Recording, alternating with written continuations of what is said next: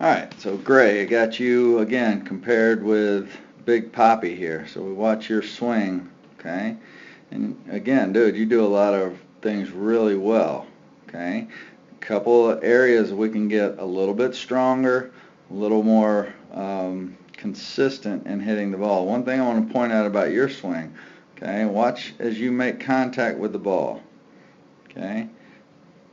So here you are, what, 50 pounds? Swinging the bat as hard as you can. And that ball right now is sitting on tee, 5-ounce baseball, and it's moving that way at absolutely 0 miles per hour. Okay, so 5 ounces is going to knock, what, 55, 60 pounds? I want you to watch your head as you make contact with the ball. Look how that 5-ounce baseball is knocking you backwards. How is that even possible? Okay? Where what we would want to see is as we make contact with the ball, all of our power, all of our energy, okay, is going through the ball and driving the ball out of the ballpark. But when you're making contact, it's actually knocking you, all your energy is going back towards the catcher, okay? So one of the ways we want to make sure we're understanding why that happens, and it really has to do, sorry, my phone's buzzing here. That wasn't, got me distracted. So anyway, here we go. As we begin our stride, let me zoom in on you a little bit, okay? I want you to notice the position of your hip and your knee. If I were to draw a line from your hip to your knee, we'll do the same thing with Poppy here, okay? If we draw that line from his hip to his knee, you see the knee kind of stay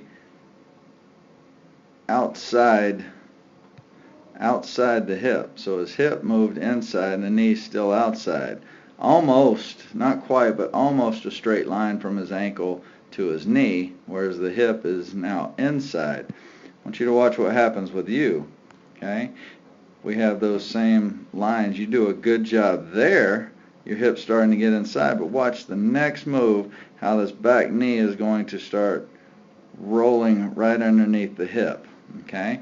When that happens, when that knee gets caught right under our hip, when we're rotating there, all of our weight is getting stuck right here, which is one of the big reasons why your front side leaks out. All the weight is now back here, and you see how everything gets stuck back there, and your hips aren't able to rotate through and around.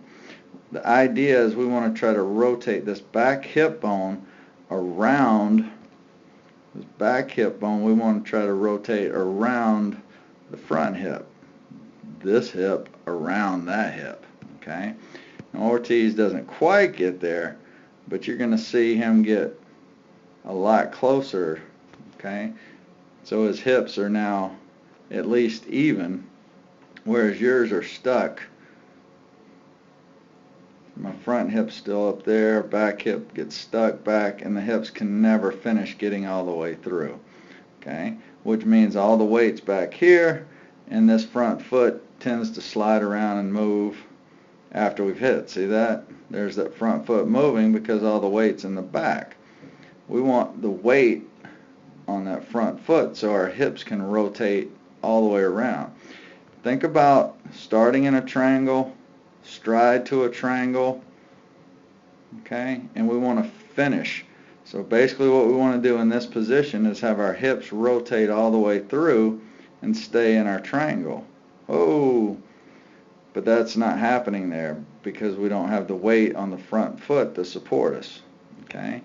So we see Poppy again finish his swing and see how the weight, he stays right in this triangle. So we start, whoops, we start in a triangle. We made a skinny triangle here, big triangle, okay, and then the hips are going to rotate inside that triangle.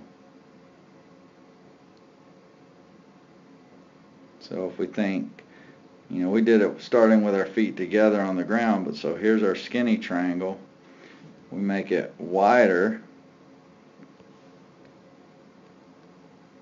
and then we rotate inside that triangle.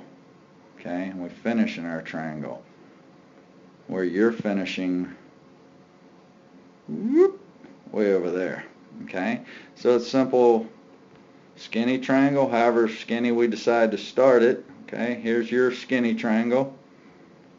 Wider, you do great, but then we let the weight collapse to the back side rather than catching it on that front hip and letting the hips rotate inside our triangle.